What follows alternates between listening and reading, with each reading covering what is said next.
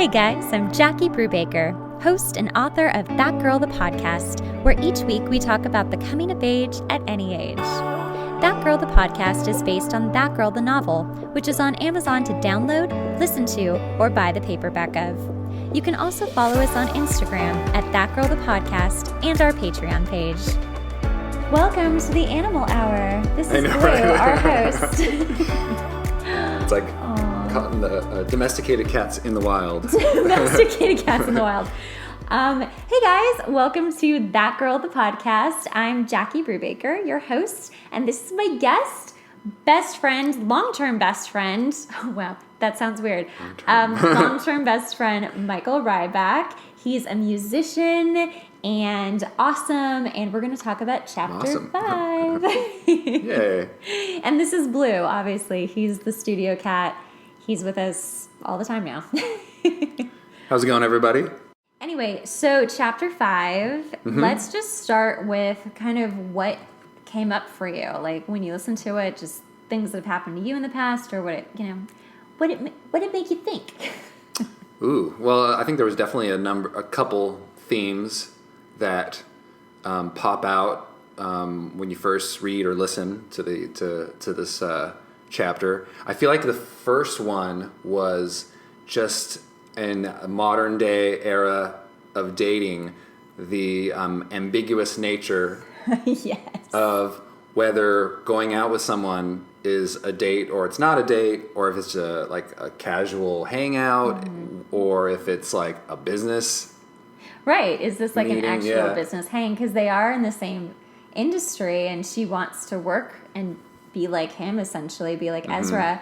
But yeah, it's like, oh, I know I used to feel that a lot when I was in the music industry. I used to be like, oh, this isn't a date, because, he and I are in the same industry, we have the same friends, we're just going to go see a band. Yeah. And then at the end of the date that I didn't know I was on, they would try to kiss me, and I'd be like, wait, what? No, that thought we were just colleagues. Anyway, that's a whole other topic. I'm sure, yeah, in your position, very different for women. being a woman, I'm sure that it's like even more unsettling at times, or a little Very confusing. ambiguous, yeah. I think I feel like I've gone on a couple dates where I'll go to a show with somebody, and it's like I don't know if we're going as friends or not quite yet. And being a musician, I'd like, especially in the past when I play more shows, and it's like you naturally want to take someone to like a show, go somewhere where there's a mutual interest there, Right. No, totally. That makes a lot of sense. So Ezra and that girl do go to a show with an artist that he's written for, and she's just like totally starstruck. For someone who works with celebrities, she's totally starstruck and just like, oh my gosh, this is the world I want to live in. I want to be like these people backstage and all these other writers. And like the thing that I think listening back to it really like hits me is how much you want to be taken seriously as a musician when you're not quite at that professional level yet. How did you feel about that? About her position going to the show? Yeah, like have you ever been in that situation where maybe you were with somebody who was more accomplished and you're like, wow, I feel these feelings. What were those feelings? I mean, I don't think I would necessarily feel, maybe, I don't know if I've been in a position where I felt intimidated by it, but I think there is a certain, like it's a combination of being maybe a little bit more nervous. Yeah. Maybe you're also trying to soak in a little knowledge from this position that you're in, or you kind of use it maybe as inspiration, or maybe put a more of a positive spin on it, and you feel like, well, maybe there's a reason why I'm here, and I'm not. This person's maybe a little bit more where I want to be, and maybe that'll rub off on me a little bit. Yeah. Oh, I completely agree with that. I've absolutely felt that way before too. Like almost kind of like you've got a really great wingman to like move you around, to like introduce you to the right people. Yeah, and I think, I don't know if it's really a good thing or a bad thing, but I think most areas of whether it's entertainment or whether it's like other types of work for people, I'm sure there's a certain amount of like networking that's kind of that's necessary. I spent 10 plus years doing just that, just networking at shows. every night. But yeah, I don't know if with that girl, if I wasn't sure if she felt, it seemed like she felt more comfortable in that position than maybe a lot of people would. Mm-hmm. But I think she was also distracted by Ezra maybe a little bit in terms of their connection more than anything. Right? Oh, yeah. That's what I got from... I mean, have you ever felt like that on a date where you were just super distracted by that person and maybe you were kind of like in your body and also not in your body at the same time? Yeah, but that's kind of like usually the ones that are the most memorable and the ones that you want to keep going. Well, definitely. She definitely wants to keep going with this one. She's, at the end of the chapter, talks about, like, when you know, like, is it that moment when that kiss and, like, you know, have you ever felt like you just knew with someone? I think so. Yeah, definitely.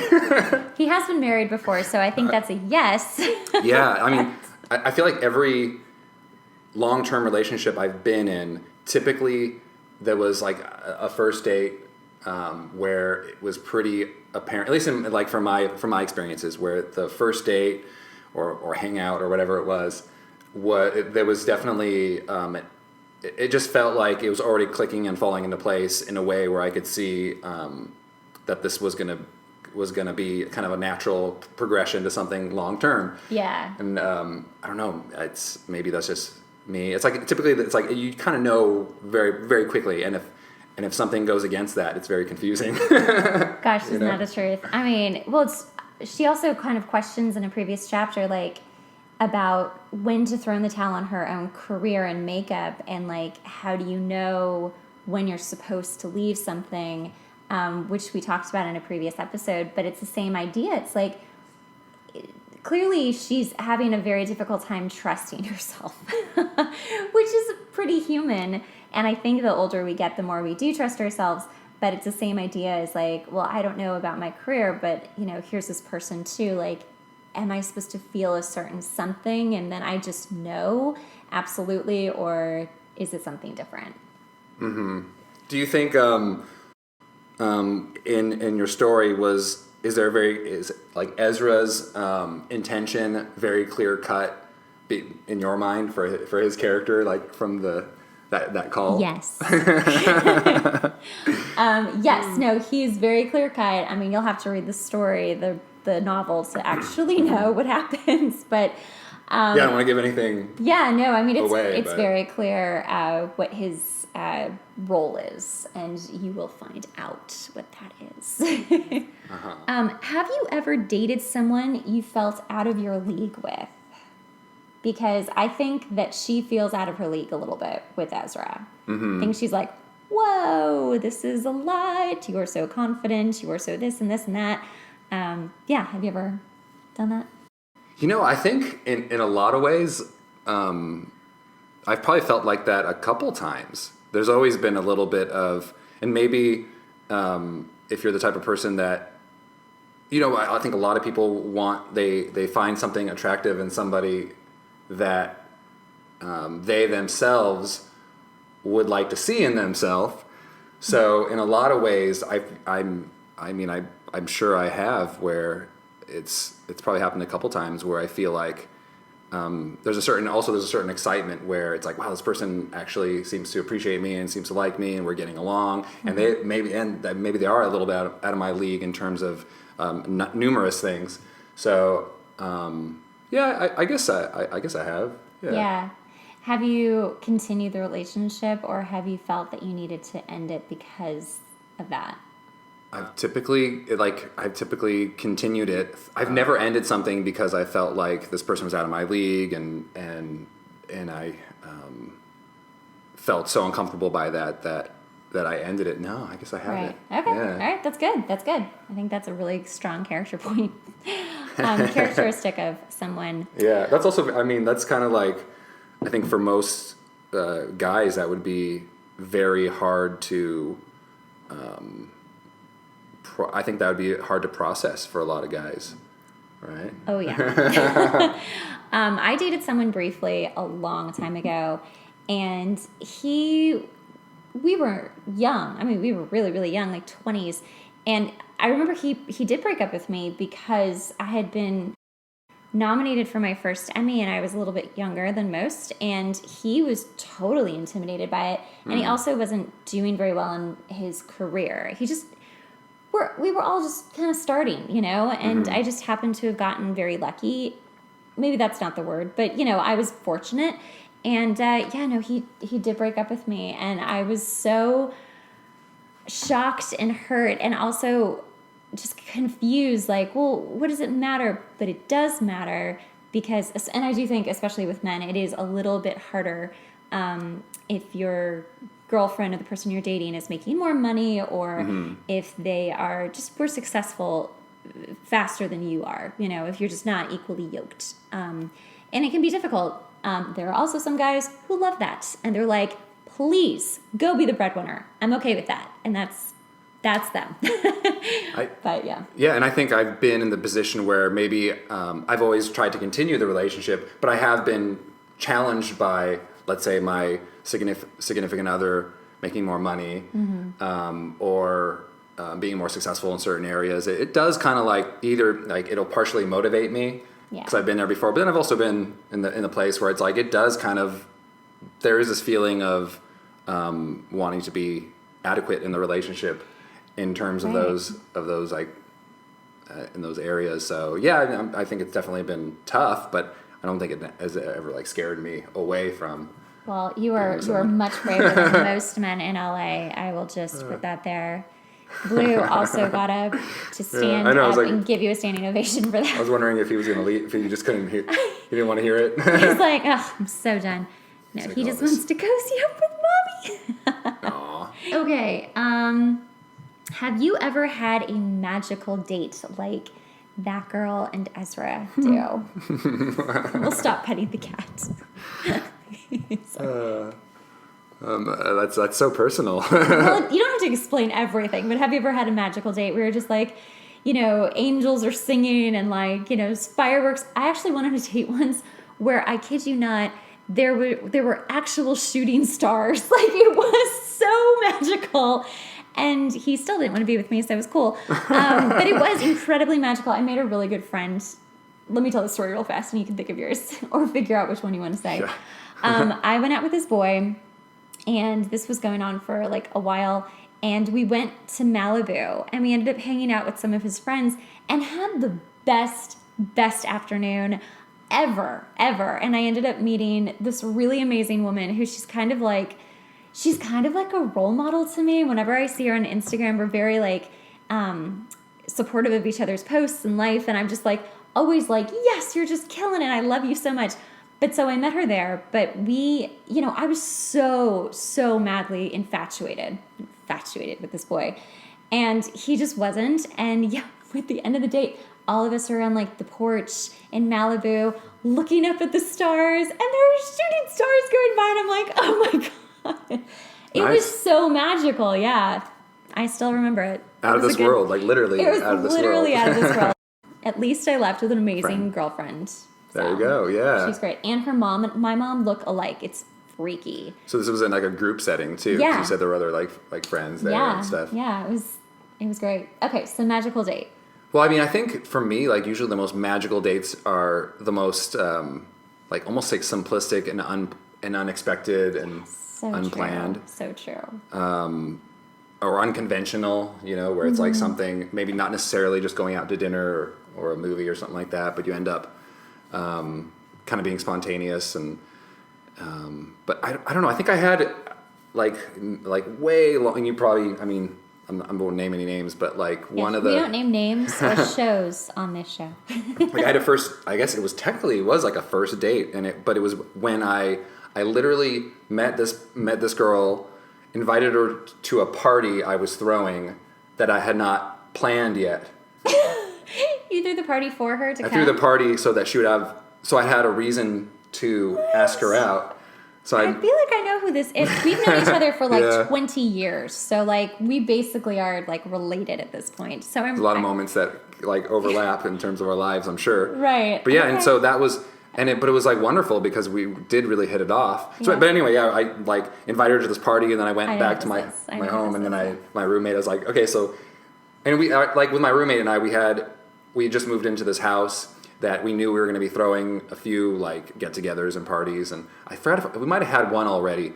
So I told him like, hey, let's throw another party like next week or whatever it was in a week or so. And he's like, okay, sure. And he was like really down to go ahead and do it. But it was like literally, and it was literally because I wanted an excuse to invite her over and have like some kind of fun environment to bring her into in a group setting. And she came and we ended up hitting it off, and we dated for a few years, right? A couple of years after that. Years, yeah. so I always think about that being like, and it was just like we had a really good time, and I know it's not like a conventional first date, but it kind of was. It was a first date. Because it's like I took her to a party, just happened to be at my house that I threw technically to lure her into my life. Come into the house. That is amazing. I know who that is, yeah. What's that? I know who that is. You know who that is. This girl. But I also think just like a simple picnic, or we talked about this recently in like today's world where we're kind of limited by what we can do, as everyone knows. Yeah. But that kind of those limitations actually can make you more creative and more romantic, and a simple like picnic at your local park can actually be more memorable. Watching the sunset and enjoying each other's company is actually, I think, the most magical of Agreed. times too. Agreed. Okay, have you ever thought you needed to focus on work more and kept yourself from having a relationship? It's a good question. Have I ever really thought that before? I feel like I've had to focus on myself and stay away from relationships. But as far as work goes, I don't think I've ever been the type to feel like that hinders my work. I think, if anything, if I'm into something that feels healthy, I feel like it adds to my drive and to getting whatever it is I need done. I mean, maybe that doesn't necessarily always work that way, but I think with my own personality, I've never actually shied away from a relationship because of trying to accomplish more with my goals and with work. So I don't think that's ever been in me to do that. You're so healthy. I think it's very... I don't know if maybe that's not healthy. No. I think that's really, really, really healthy. It's weird because I've never interviewed you before, and now I'm interviewing you, and it's fascinating how healthy my best friend is. I'm healthy too. Is that healthy? But like I said, maybe that stunted my career in some ways. I don't know, but I feel like if anything, if you're in something healthy, at least in my maybe in a very like in a perfect world, as a you're gonna help each other out, and you're gonna try to attain these goals together. But then realistically, does that really happen, or is it gonna be more distracting? And you never know, because life is full of mysteries, and I'm sure I have been distracted. Yeah, I mean, when I got married, I think that did distract me from my music quite a bit, to the point where I really wasn't. And it wasn't like she was doing anything to try to hold me down. Mm-hmm. She was supportive of it, but just naturally, whatever it was in our dynamic, it did kind of distract me from writing and working and still putting my energy into it. And the band I had essentially broke up, and so I guess so there's an example of how it didn't work. Right, there's a balance. Yeah. Well, I mean, you obviously know this, but no, I've used work pretty much my entire life as kind of like an excuse not to get involved. So there was a period. So it's interesting. So like we met when I was 17, my first day of college. And 10 years ago. 10 years ago. So long. And I had serious relationships consistently. Well, I mean, really just with two people until I was 25. And then after 25, I really, we dated for college. And then I dated another he's still a really good friend of mine, for years after. Speaking of us dating, what was our first date, since we're talking about first dates? Oh. Well, I don't remember our first date, but I certainly remember giving you all three of my numbers at once. So I was like, here's my pager, here's my home phone, and here's my cell phone. So please, and I didn't even say, I didn't say, like, I want to hang out with you. I said, we should jam someday. That's right, you did. You did like say that. The nerd I am. And I don't know if we ever actually jammed. No, I mean, we did write many records we ended together. up, like, definitely, like, worked on a lot of music over the years. Yes. My but main writing initially, partner. in that stage of getting to know each other, it might have been Chinese food that we went to get. Really? I think at the man. Frontier Walk, was that? Oh, well, Frontier Walk in Burbank is fantastic. I mean, I don't know if that was a first or second date, or might have been coffee, something like that. But gosh, sorry, I had to like bring that up because we're talking about first dates, and it just seemed like, oh well. Well, I wasn't a magical date. Clearly, I don't remember, but I do remember. And I went over this in like when you first see someone or meet someone you kind of know. You were definitely the person. I said two people, maybe two people. You and someone else were absolute people where I was on my first day of college with my only friend, and we were watching a flood of students walk by, and I really did point to him in a crowd as they were walking by and said, "Who's that?" And my friend's like, "Oh, I actually know him," and that's how we met. Like, makes a guy feel special. Yeah, when you I put was it like very that. aggressive. So when it comes to work and then staving off a relationship, I had all these very serious like live-in boyfriends, for the beginning of my 20s, and then at 25 I just suddenly was like, work is everything. I want to make a lot of money. I want to just work on music and just really work in my music career. And so I was just constantly out. I was also like, semi in love with someone for years that was like never going to happen. And so that kind of also kept me. And I had like, situationships, and I dated here and there, but like I really didn't let anyone come in because I was so focused on work, and I am a complete workaholic and absolutely don't want to get distracted by other things. But now I've since grown up and found balance, and I can understand how to have a relationship and also be successful at the same time. But that was a huge hindrance for me. Yeah. So, I mean, when I talk about that in the book, I'm absolutely raising my hand, and that's me. Yeah, I guess at that age, for you and for probably most people, really, I could see how it's hard to juggle the work that goes into a relationship and the work that goes into your career and your passions and your goals. I just wanted it so badly that I was like, I just don't want another person to take away or, distract me. You talk about Nashville artists and yeah. Well, okay, so I met this. I did actually meet someone at a listening party, the same way that she meets Ezra, and he is a very successful, nice guy, successful, mainly country songwriter, and he was just so like when I talk about her getting introduced to all of these people at the Staples Center, that's what he did that night. Actually, he just introduced me to like all of these really important people, and it was really great. He was really, really into me in like a romantic way, and I just wasn't. Yeah. Really sweet guy. He actually ended up meeting his wife. I feel like I'm that person. It's like you meet me, and then you meet your significant other right after. He did meet her like 6 months later or 3 months later or something, and they're really happy, and he's still very successful. So good on you. I don't think I've actually discussed this on a podcast yet. So the lead is not me. It is based upon experiences I've had, loosely based. Some of this is true fiction. Some of it is not, but you'll just have to figure out which one it is. Or keep listening to the podcast, and I'll just keep telling you what's real and what's not. But she has no description. She has no name because I wanted her not to be me, first of all, but I wanted her to be someone that anyone could read about and think, that could be me. And I can imagine myself in it because no one has already said like, oh, she has this color hair and this color skin. And I kind of keep most of the characters a little descriptionless.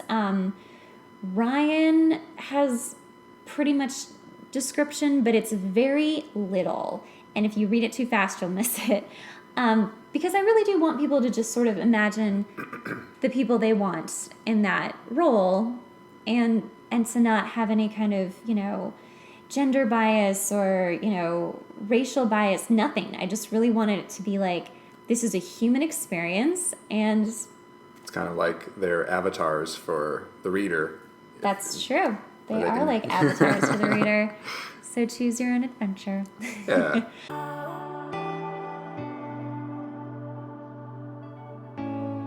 All right, well, thank you so much for coming on my show. So if you want to follow him, he's an awesome musician and has been forever.